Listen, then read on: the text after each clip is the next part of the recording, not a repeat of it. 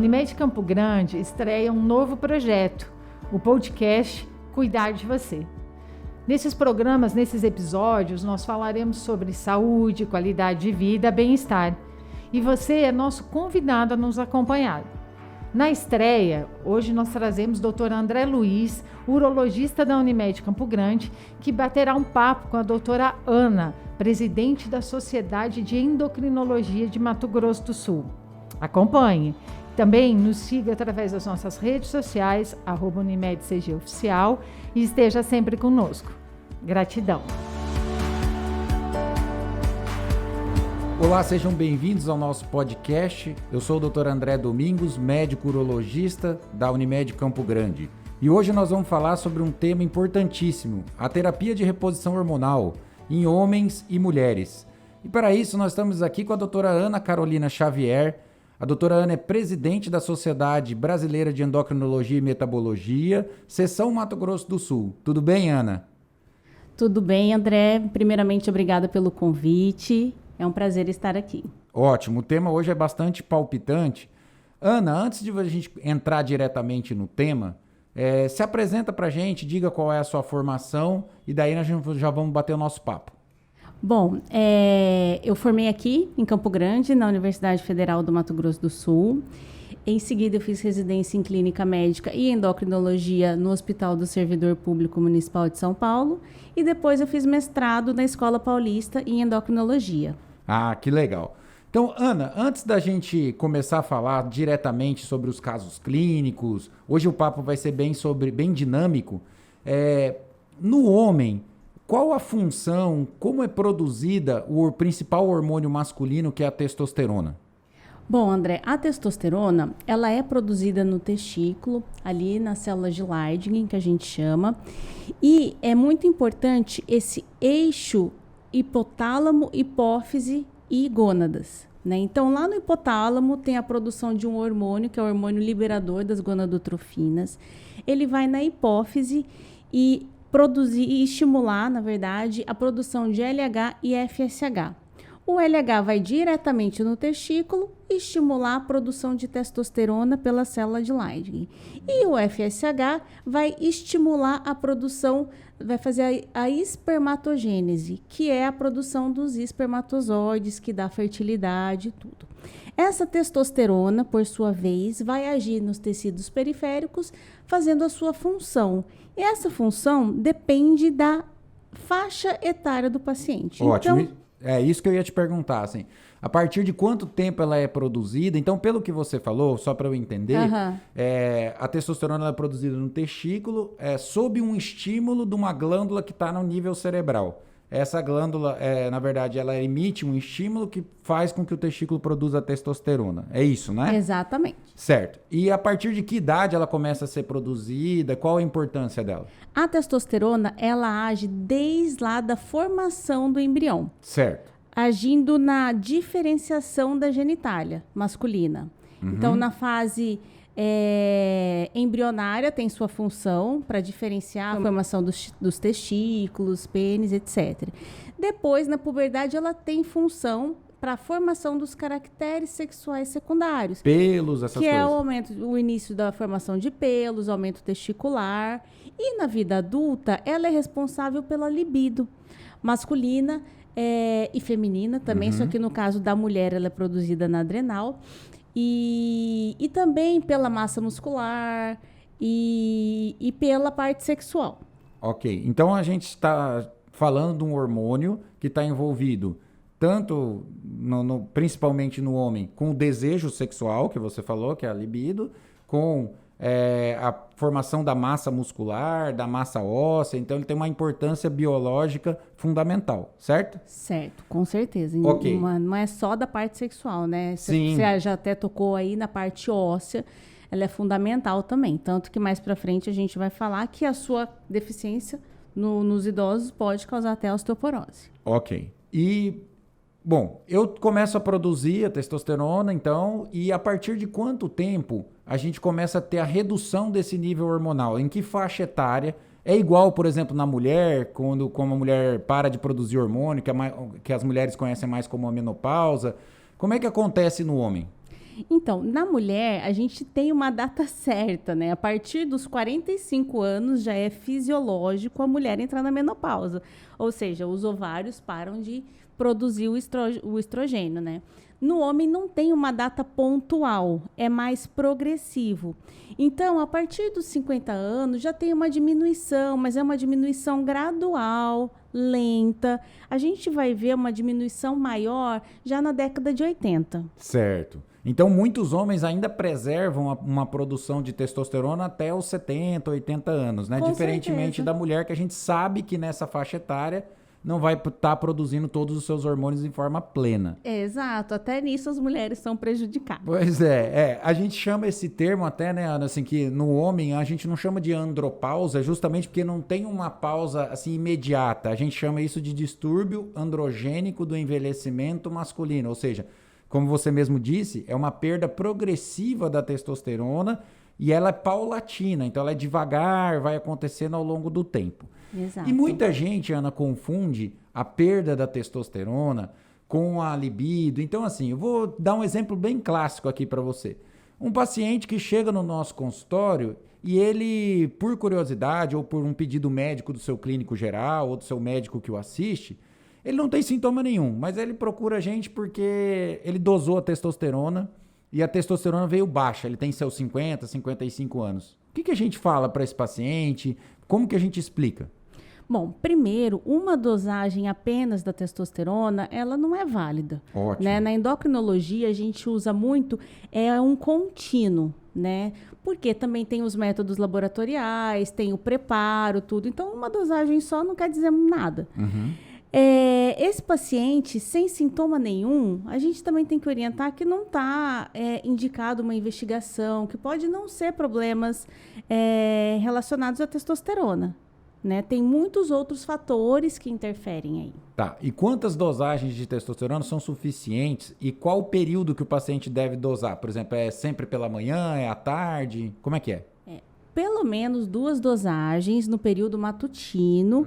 E tem que ter aí um intervalo mínimo, né? Não pode dosar em dias seguidos. Tá. Né? Pelo menos aí no intervalo de 1 mês ou até 3 meses a gente aguarda para Certo. ver como que está sendo o perfil dessa produção. Ok, então, pelo que você falou, uma dosagem só de testosterona não é suficiente e se o paciente é assintomático, provavelmente ele não deve ter o problema que a doença causa, que é esse distúrbio do androgênico e envelhecimento masculino, né? Que os sintomas, principalmente o paciente tem outros sintomas, né, que ele vai apresentar, então quer dizer que o paciente pode ficar tranquilo.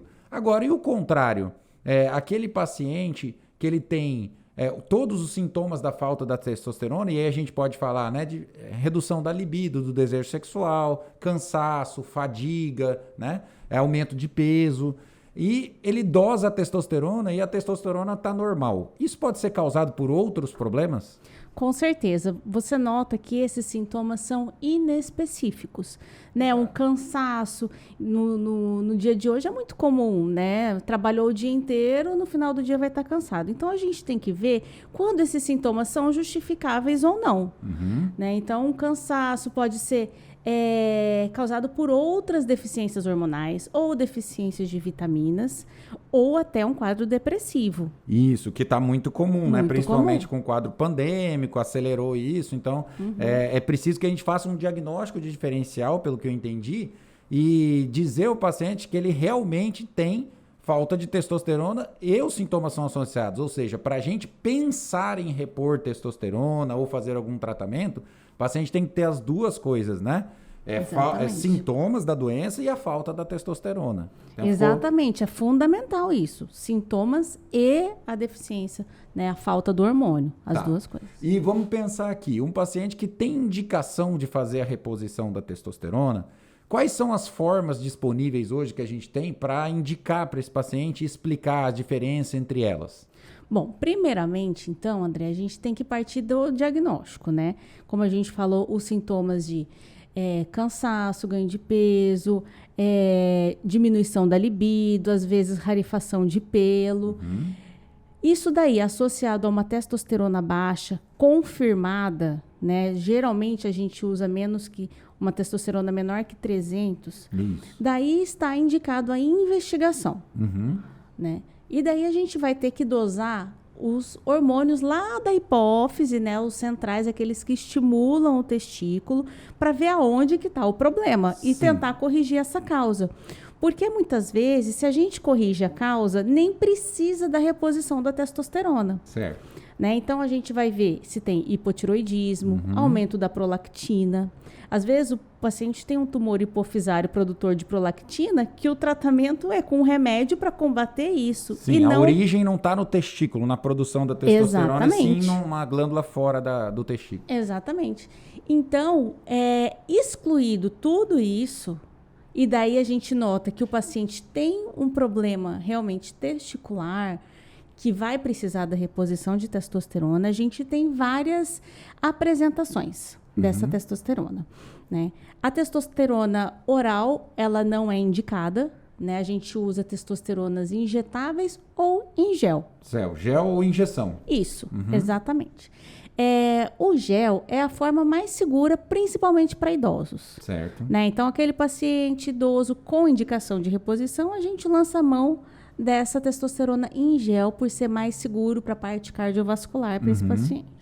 As preparações injetáveis, a gente tem basicamente 3 no mercado, né? Que é uma mistura de ésteres de testosterona, que seria o Durateston, o Deposteron, que é o ciprionato de testosterona, e um deconato de testosterona.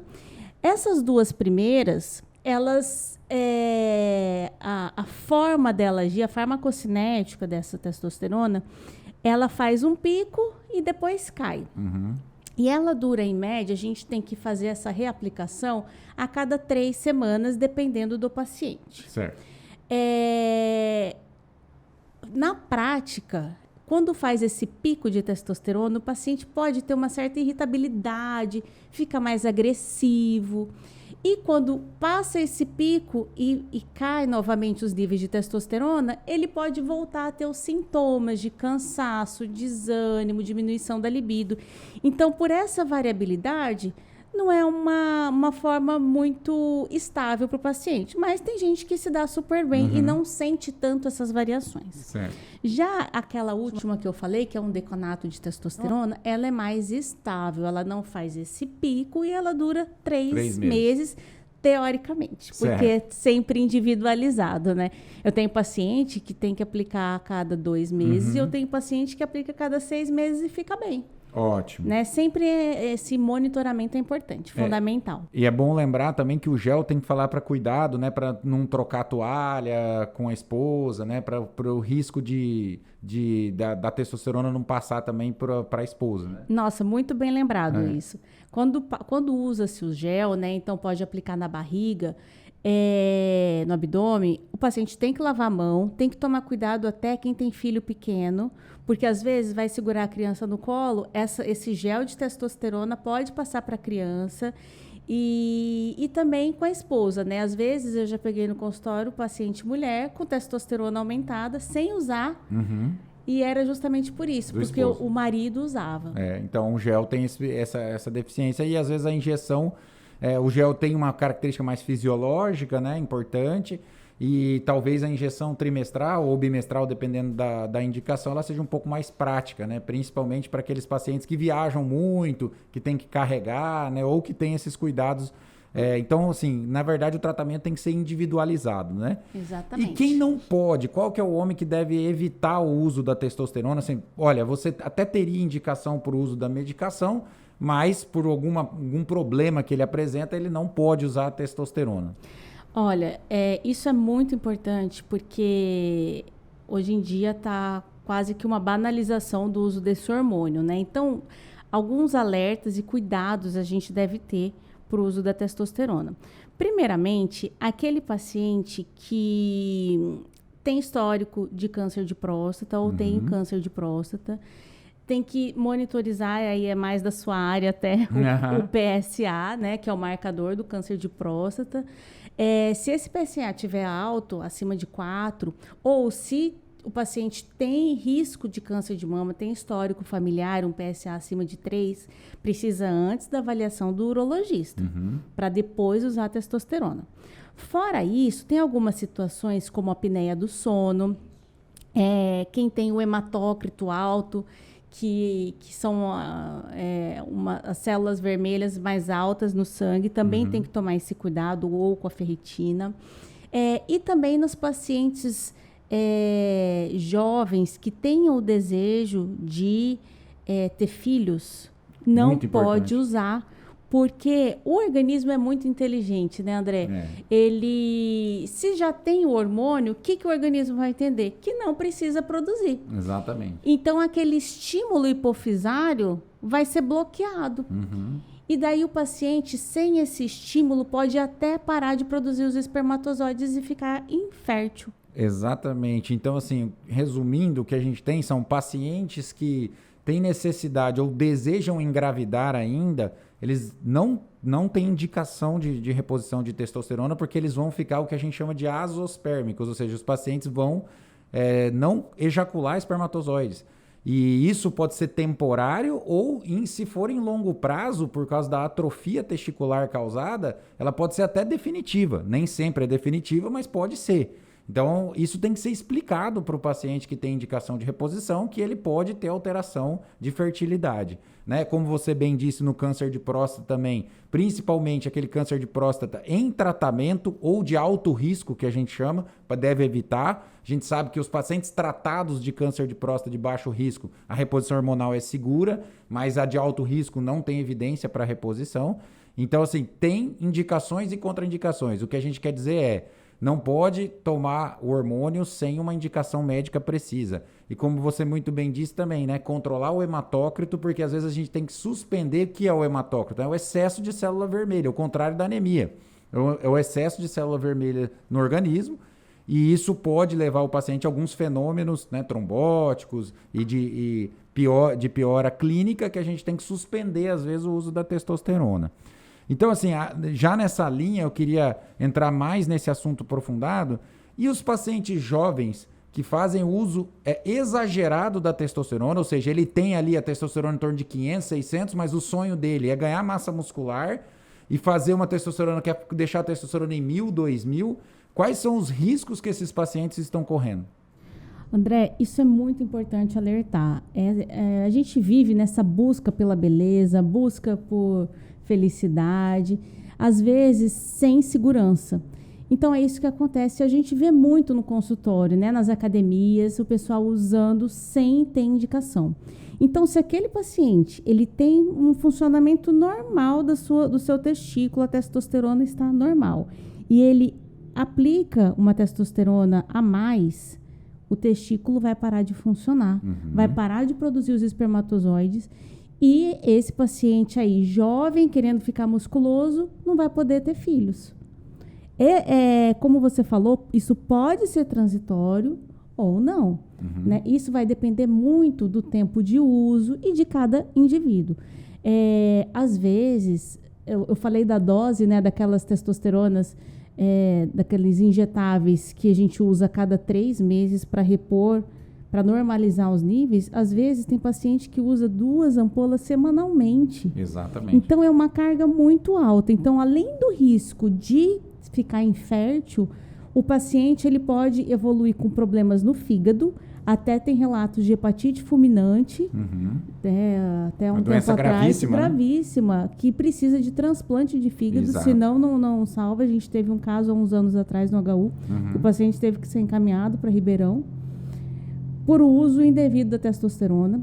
A testosterona também já está associado a infarto e AVC, né, o derrame, eventos tromboembólicos. Então tem que tomar muito cuidado. Piora muito a pele, né? A acne, né? A gente fora sabe. a acne, né? Então, assim, a gente vê que às vezes o paciente quer deixar o nível de testosterona muito alto, usando o que a gente chama de doses suprafisiológicas da testosterona. Uma coisa é o paciente que tem dose baixa de testosterona, sintoma, aquele que a gente falou lá no início, e aí a gente faz a reposição para o nível fisiológico, ou seja, para o nível normal da testosterona.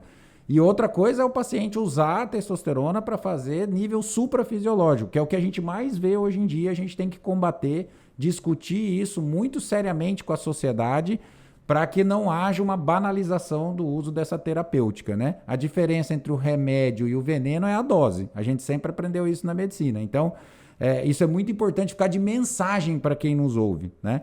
Agora que a gente já explorou bastante a parte masculina, eu pergunto para você sobre as mulheres. Qual a importância dos hormônios femininos e quando eles começam a diminuir, o que ocorre com sintomas com essas pessoas? Na mulher, isso acontece mais precocemente, né? Como eu falei, a gente, com o passar dos anos, os ovários vão deixando de funcionar, vão parando o seu funcionamento, a sua produção do estrogênio, que é o hormônio feminino, e é considerado menopausa quando eles param de funcionar mesmo a partir dos 45 anos. Um pouquinho antes disso, porque a coisa não é tão automática, né? Não é simplesmente desligar. Então, é um processo. Um pouquinho antes, tem a fase do climatério, que é assim, o ovário vai começando a ficar lento, até parar. Então, nesse climatério, a paciente ela já pode ter os sintomas de baixa de estrogênio, né? Que são aqueles sintomas daquelas ondas de calor que a gente chama de fogacho, diminuição da libido, secura vaginal. E quando vem a menopausa, eu até falo para as minhas pacientes, vai ter ganho de peso, principalmente na região abdominal, porque altera tanto o funcionamento da mulher que até os hormônios que estão no tecido adiposo, hoje em dia, né, o tecido adiposo é considerado um órgão endócrino, até esses hormônios mudam. Então, a mulher vai ganhar peso também após a menopausa. E a gente considera a menopausa 1 ano depois da última menstruação. Então isso é importante. Menopausa, então climatério é quando a mulher começa a ter irregularidade menstrual, começa a ter os sintomas, e menopausa é definida como 1 ano após a última menstruação. Exatamente. Certo? Importantíssimo. Então, mas há maneiras da gente fazer uma reposição fisiológica desse hormônio. Claro que a gente tem que ter todos os cuidados, as indicações, e às vezes isso é muito controverso também na literatura, né? O pessoal da ginecologia discute muito, da oncologia. Mas assim, a reposição do hormônio, quando bem indicada, melhora bem esses sintomas. Com certeza. Hoje em dia, a reposição hormonal, primeiro o paciente tem que ter sintomas. Sintomas de baixa de estrogênios que eu já citei. Além dos sintomas, o paciente tem que ver se ele pode usar. Quer dizer, o médico tem que avaliar se ele pode usar ou não essa reposição hormonal. O que impede esse uso? Histórico de câncer de mama ou alto risco para desenvolver o câncer de mama e risco cardiovascular. Certo. Então, são as duas coisas hoje que a gente tem que excluir antes de repor. E se a paciente não tiver sintoma nenhum, não precisa repor. Porque daí ela vai estar mais exposta a risco do que a benefícios. Entendi, perfeito. E Ana, e o que vem mudando recentemente? Antes a gente falava testosterona para homem, estrogênio para mulher, e o uso de testosterona por mulheres recentemente, né? Primeiro, qual que é o objetivo disso, dessa utilização? Por que elas estão à procura disso? E quais são os riscos que podem haver? Bom, também muito interessante isso. A testosterona na mulher, ela é produzida pela adrenal. E pequeninas quantidades de testosterona, elas já são adequadas para manter aquela libido da mulher, o desejo sexual. Na mulher, como a gente está falando de menopausa, só da gente já repor o estrogênio junto com a progesterona para proteger o útero, quem tem o útero, isso já melhora muito os sintomas, inclusive a libido. Certo. Então, tem pacientes que não precisa, na pós-menopausa, repor testosterona. Perfeito. Só já com o estrogênio e a progesterona ficam bem. Se mesmo assim, a mulher está com essa reposição, está tudo bem, está fazendo o seu acompanhamento médico, e mesmo assim ela tiver baixa libido, a gente pode lançar mão de uma pequena quantidade de testosterona nesses casos.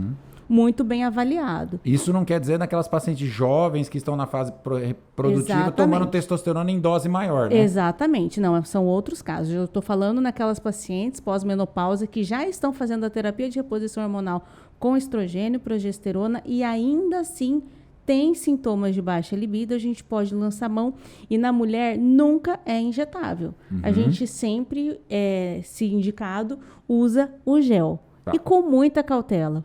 A monitorização, tanto no homem, né, quanto na mulher, ela é fundamental. Não dá simplesmente, olha, usa esse gel e volta daqui 3 meses, 6 meses. Não. Perfeito. Na mulher até, a gente fala, não, é só um creminho. Não, mas não é tão inócuo. Tem absorção, tem aumento do hormônio e tem riscos. Nas mulheres mais jovens, o que a gente vê, às vezes é o uso de testosterona em gel ou até em implantes, né? Dependendo da quantidade que vai dentro do implante, às vezes a gente nunca sabe. Mas quais são os efeitos colaterais que essa medicação pode ter quando você usa em dose acima da normalidade? O que a mulher tem que ficar atenta e pode apresentar? Qual é o risco que às vezes também não é falado no momento que é colocado e oferecido para que ela use? Perfeito, André. Também a gente volta ali nesse cenário atual que a gente vive, que é a busca pela perfeição, o corpo perfeito. E muitas mulheres lançam mão dessa testosterona, mesmo jovens. Isso tem que tomar muito cuidado, tá? Não tem indicação nenhuma de uso de testosterona para fins estéticos. Perfeito. Tá? Isso daí no mundo inteiro não é recomendado. E daí, o que vai acontecer? Além de ter esse risco hepático, né, como eu falei, né, do fígado, que a mulher também tem, ela vai ter mais acne, queda de cabelo.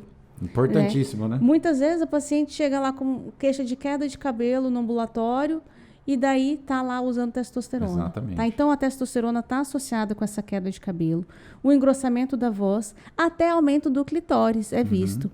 Né? Então, tem que tomar muito cuidado, não está indicado para esses fins. E também tem que tomar o cuidado com o famoso chip da beleza, que são alguns implantes que estão sendo usados, que na endocrinologia a gente não tem indicação nenhuma.